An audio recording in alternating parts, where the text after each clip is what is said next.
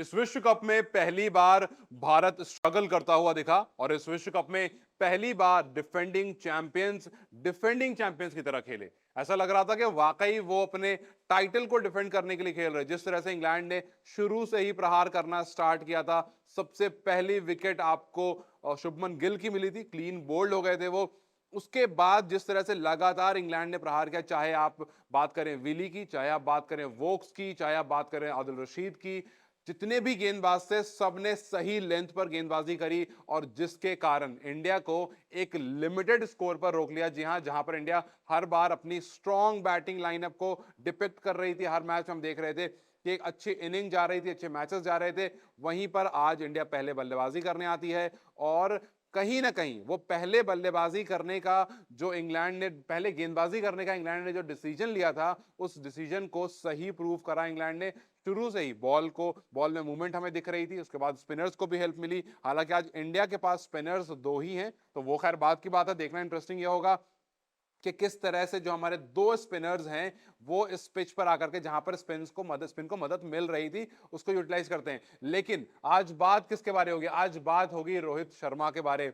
आज विराट कोहली डक पर आउट हो गए, एक गलत शॉट खेलने में। शुरू में ही 9 बॉल 8 बॉल बिल्कुल डॉट खेल के गए थे, अपने ऊपर से प्रेशर हटाने की कोशिश कर रहे थे, लेकिन वहां पर वो प्रेशर हटा नहीं पाए और आउट हो जाते हैं विली की बॉल पर। लेकिन उसके बाद रोहित शर्मा एक एंड से बिल्कुल छोर पकड़कर खड़े थे और दूसरे एंड से विकेट लगातार गिर। हालांकि आपको केएल राहुल का थोड़ी सी पार्टनरशिप जरूर आई, लेकिन राहुल जब ऐसा लगा कि सेट हो गए और उसके बाद रोहित शर्मा भी पहले उन्होंने इनिंग को थोड़ा पेस करा, फिर जब विकेट्स गिर गई तो उसके बाद थोड़ा स्लो कर लिया दोबारा से। लेकिन ऐसा जब लगा कि सेट हो गए वहां से दोबारा उन्होंने पेस अप करना शुरू करा, लेकिन वहीं पर राहुल ने उनका साथ छोड़ दिया और राहुल जब आउट होते हैं तो उसके बाद से फिर इनिंग कहीं ना कहीं स्लो हो जाती है। राहुल भी एक गलत शॉट मारने में आउट हो गए, प्रेशर को रिलीज करने के चक्कर स्टेप आउट होकर के मारने की कोशिश करी, लेकिन वहां पर वो ज्यादा अपने आप को सक्सेसफुल नहीं कर पाए उस शॉट में और उसके बाद वापस से प्रेशर कप्तान पे आ गया। उसके बाद थोड़ी देर तक दूसरे दूसरे प्लेयर आते रहे। हालांकि सूर्य कुमार यादव ने भी 49 एक बहुत अहम 49 रन की पारी खेली है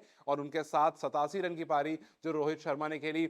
ये दो इनिंग है जिसने आज इंडिया को एक रिस्पेक्टेड टोटल तक लेकर आया है। इंडिया जो कहीं ना कहीं 230 का जो इंडिया ने टारगेट दिया है, वो टारगेट शायद छोटा दिख रहा है इस ग्राउंड पर, लेकिन जब गंभीर भी कमेंट्री बॉक्स में बात कर रहे थे तो वो अपने हिसाब से ही कर रहे थे कि ये जो मैदान है इस पर 260 270 अच्छा टोटल है। तो उस अच्छे टोटल से 30 40 रन हम जरूर पीछे रह गए हैं। लेकिन जिस तरह से हमने ऑस्ट्रेलिया को 199 पर रोक दिया था, जिस तरह से अच्छी हमने गेंदबाजी वहां दिखाई थी, यहां पर आज हम तीन प्रीमियम पेसर के साथ खेल रहे हैं। हमारे पास शमी भी हैं, हमारे पास बुमराह भी हैं, हमारे पास सिराज भी हैं। तो शुरू में अगर इन बॉलर्स को जिस तरह से वोक्स ने शुरू में काम करा, जिस तरह से आपको विली ने शुरू में काम करा, उसी तरह से हमें आज हमारे गेंदबाज को शुरू में ही काम करना पड़ेगा। आपको मार्कवुड अपनी तेज तर्रार बॉल से लगातार परेशान कर रहे थे और अब बल्लेबाजों से जितना बन पड़ा, क्योंकि पिच जो थी वो परेशान कर रही थी, अनइवन बाउंसेस थे पिच पर, तो जितना बल्लेबाजों से हो पड़ा उन्होंने वो कर दिया है।